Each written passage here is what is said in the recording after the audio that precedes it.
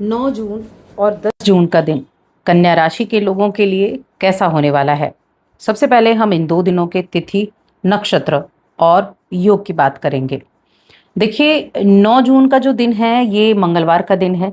कृष्ण पक्ष की नवमी तिथि रहेगी और चंद्रमा मीन राशि में उत्तर भाद्रपद नक्षत्र में रहेंगे।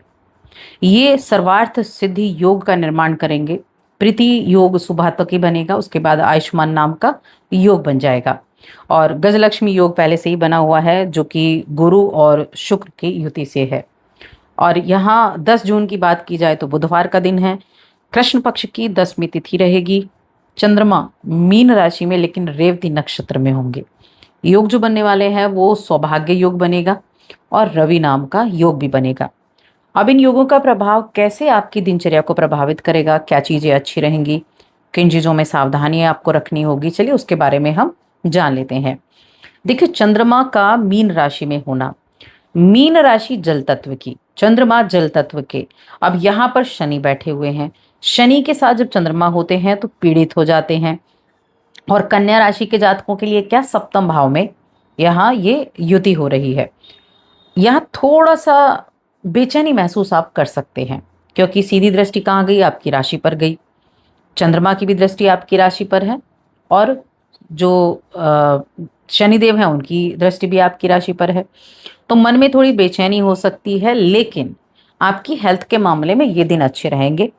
आप अपनी हेल्थ को इम्प्रूव भी करते हुए दिखाई देंगे, अपने रूटीन को भी फॉलो कर पाएंगे। और इस दौरान थोड़ा सा सामाजिक तौर पर आप मेलजोल भी बढ़ाते हुए दिखाई देंगे, क्योंकि चंद्रमा आपके 11वें घर के स्वामी हैं। 11वें घर के स्वामी यानी कि जिसको हम सामाजिक भाव कहते हैं, जिसको हम मित्र का भाव कहते हैं, इनकम का भाव कहते हैं। तो ये थोड़ा सा आपको सामाजिक रूप से सक्रिय रखेंगे, खुश रखेंगे, सुकून देंगे, साथ में मौज मस्ती करने के लिए यात्राएं भी देने वाले हैं। अब बाकी चीज़ें कैसी हैं, तो जो करियर से रिलेटेड चीज़ें हैं, यानी कि जो आपका करियर है, उस मामले में ये दिन बहुत अच्छे रहने वाले हैं। अगर आप रियल एस्टेट से संबंधित कोई काम करते हैं या आपने रियल एस्टेट संबंधी निवेश किया है तो आपको बहुत अच्छा मुनाफा देखने को मिल सकता है, बहुत अच्छे रिजल्ट वहाँ देखने को मिल सकते हैं।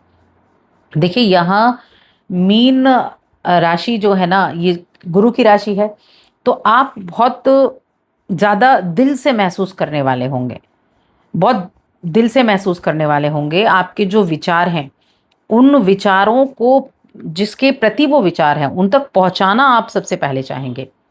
और अगर आपका ये कार्य नहीं हुआ तो हो सकता है कि आप जो कार्य करना चाहते हो उनसे आप हट जाएं, मुद्दे से भी भटक जाएं। ऐसी स्थिति आपके मन की रह सकती है। तो अगर आप देखिए, वैसे तो कोई काम जब आप करते हैं ना तो उसको अधूरा नहीं छोड़ते हैं, और ये आपकी एक बहुत अच्छी क्वालिटी है। ये बहुत अच्छी क्वालिटी है कि अगर आपने कोई कार्य हाथ में लिया है तो आप उस कार्य को सबसे पहले पूरा करने की हर संभव कोशिश करेंगे। और आपको इन 2 दिनों में इस बात की खुशी होगी कि आपकी अपनी मेहनत के कारण आप अपने कार्यों में सफल हुए हैं। आप अपनी मेहनत के कारण आगे बढ़ पाए हैं। आपका साथी भी इस बात से खुश होगा, आपके परिवार के सदस्य भी इस बात से खुश होंगे कि आप अपनी काम और अपनी सफलता को एंजॉय कर रहे हैं।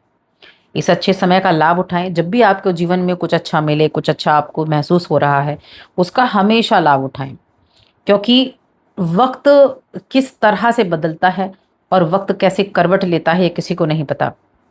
आर्थिक लाभ के बहुत अच्छे मौके आपके सामने इन 2 दिनों में रहेंगे, लेकिन बस मौके का फायदा उठाने के लिए आपको एक सटीक नीति बनानी पड़ेगी, नीति बनाकर चलना पड़ेगा। क्योंकि अगर चीज़ें हाथ से निकल गई तो दोबारा हाथ में नहीं आएंगी। तो समझदारी दिखानी है, चीज़ों को जानने की कोशिश करनी है, थोड़ा तत्परता भी दिखानी है। और कोई अगर समस्याएं आ भी रही थी आर्थिक तौर पर तो उनसे भी आप निजात पा लेंगे।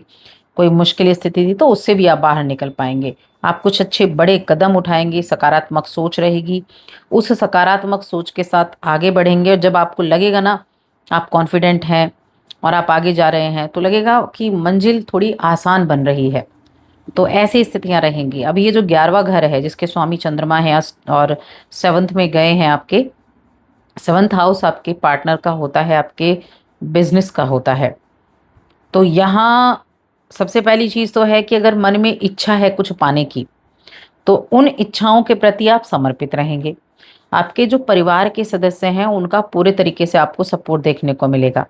जो आपके पास खाली समय होगा उसका भी आप सदुपयोग करते हुए दिखाई देंगे।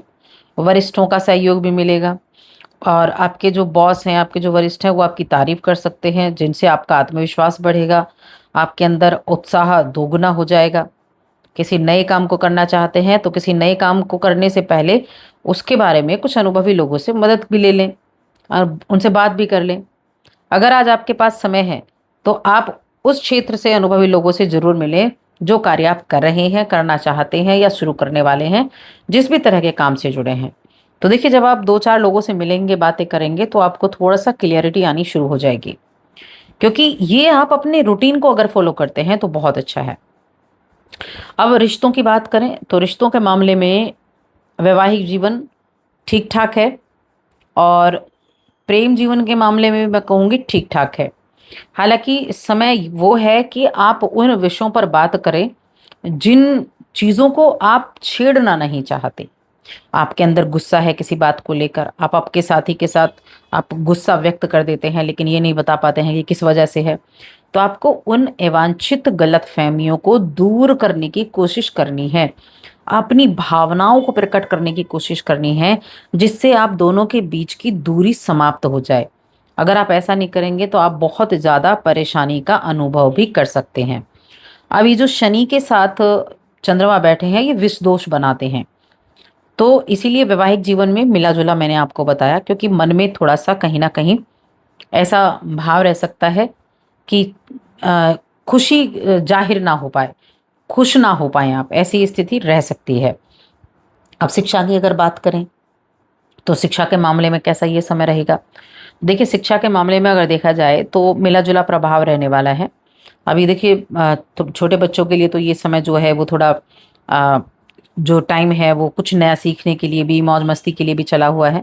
लेकिन जो हायर एजुकेशन से जुड़े बच्चे हैं उनके लिए ये बहुत इंपॉर्टेंट समय चल रहा है।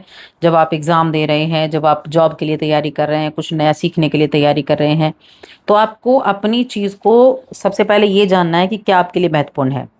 यानी अपनी एजुकेशन को आपको सबसे ऊपर लेकर चलना है, नया कुछ सीखना है, कुछ स्किल सीखनी है, उनकी तरफ लेकर चलना है। क्योंकि अभी जो वक्त है ना, वो आपको थोड़ा सा हार्ड दिख सकता है स्टूडेंट्स के लिए। तो थोड़ा सा बस यहाँ ध्यान रखना होगा इन चीज़ों का। अब हम उपाय की बात करें, क्या उपाय आप कर सकते हैं? तो उपाय के तौर पर भगवान गणेश की आराधना करें, उनकी आराधना करना आपके लिए अच्छा रहेगा। और गणेश जी का एक अथर्वशीष का पाठ होता है, वो आप कर सकते हैं बुधवार के दिन, वो बड़े उत्तम रिजल्ट देगा। तो बस आज की इस वीडियो में इतना ही।